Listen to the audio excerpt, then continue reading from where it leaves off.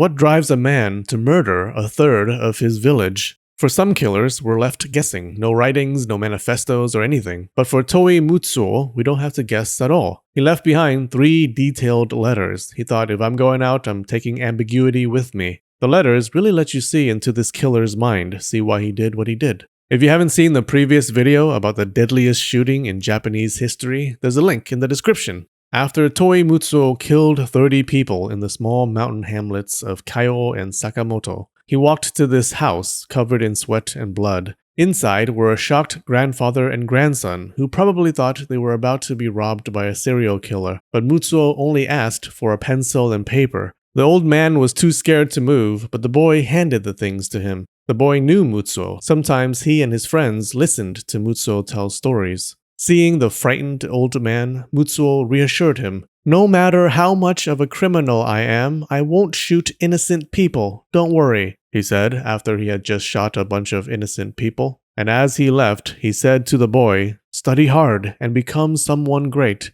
Great lines, Mutsuo. Things a hero in a movie would say. But it hits different coming from the mouth of a mass murderer. Mutsuo then hiked to the top of a mountain and shot himself in the heart.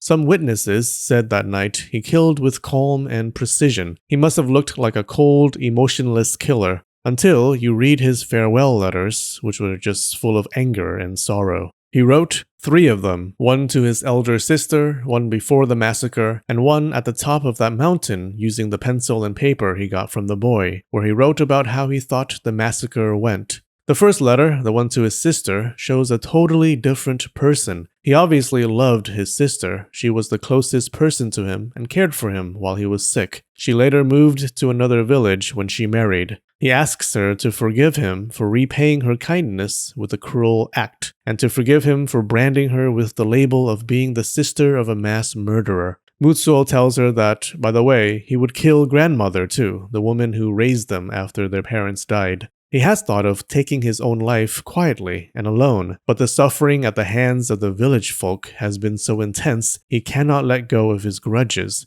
and has only been living to prepare for revenge. Mutsuo tells his sister to bury grandmother next to grandfather. As for himself, he wants to be buried next to his parents, so in the underworld he could stay by their side. But considering what he is about to do, he gets it. If his sister refuses this wish, that's fair. It's clear that Mutsuo knew he was about to do a terrible thing. He just could not have peace without getting back at his tormentors. He writes, "Since falling ill, my heart has felt as if stranded in a desert or enemy territory. Everyone around me felt like demons, treating me harshly. My illness only worsened. I wept every day for the coldness of the world and my unhappy fate. In my grief and despair, I came to curse the world, my illness, and the demon-like neighbors as well." Mutsuo mentions that he doesn't even want to die. He just can't bear the thought of his community celebrating after the illness kills him. While he is still healthy, he must get back at them. Mutsuo ends his letter by leaving something for his sister, like a responsible younger brother. He tells her to sell his fields and house for a bit of money,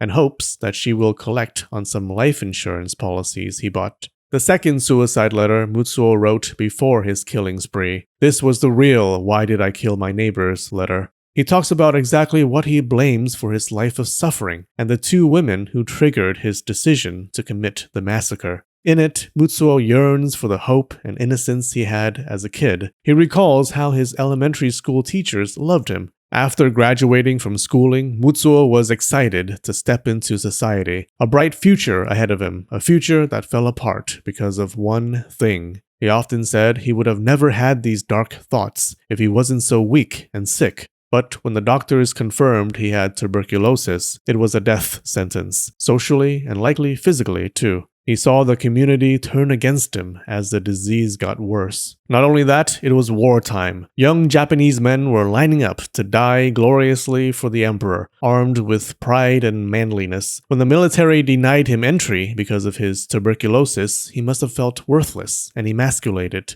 Mutsuo gave up hoping he would get better. Funny enough, when he accepted that the disease would kill him, his health actually improved. He prayed to the gods to make his body strong enough to get revenge, and afterwards he would offer his body to the gods. From then on, he lived only for vengeance, forcing himself to walk and get better, even if it felt like torture. Every step and cough he pushed through was all for that last terrible act at the end of his life. Mutsuo singles out two women who had a huge effect on him.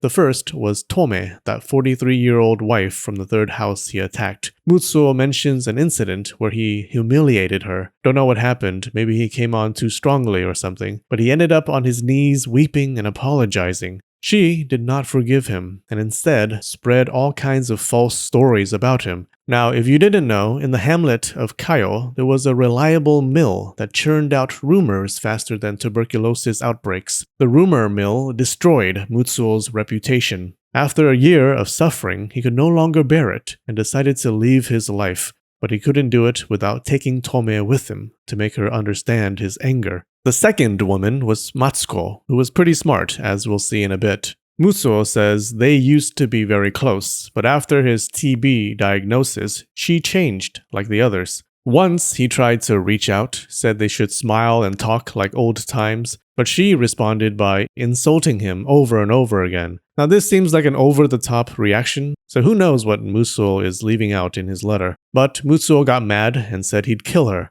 She replied with, "Go ahead and try, if you can. No one would get killed by a tuberculosis patient like you," then ran away. He was too weak, so instead of chasing after her, he just cried. That day, Mutsuo decided she had to go too. But during the months he was planning and gathering weapons, Matsuko's survival instincts triggered, and she moved out of Kaio with her husband and children because she was afraid of Mutsuo. She had actually told the other woman, Tome, to leave town too, but Tome had said, "He doesn't hate me enough to kill me." In the end, Matsuko was right, and it saved her life.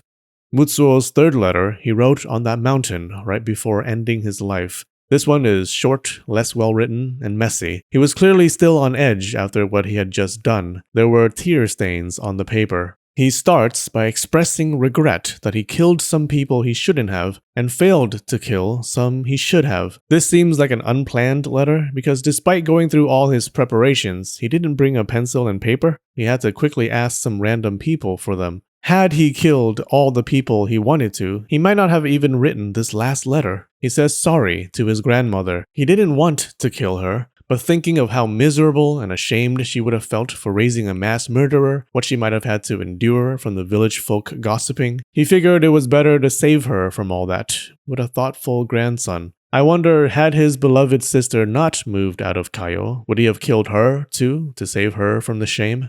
Mutsuo regrets not killing two people, two men actually. One was the richest man in the community, who used his wealth to sleep with the women of Kaio. Mutsuo claims that this guy had been involved with almost every woman in town. The second man was randomly a poacher who everyone hated. Mutsuo apologizes to his sister for being a worthless younger brother, tells her she doesn't have to make a grave, just let his body rot in the fields. He says he cries because he had so little love in his life. He cries because of the cruelty and the cold indifference of people over his years of illness. He cries over the lack of sympathy society has for people with TB. Mutsuo writes, "Truly, I've had enough of being weak. Next time, I'll be born strong. This life was a miserable one. I hope next time I'm born into happiness." And ends with, "Dawn is near. Time to die."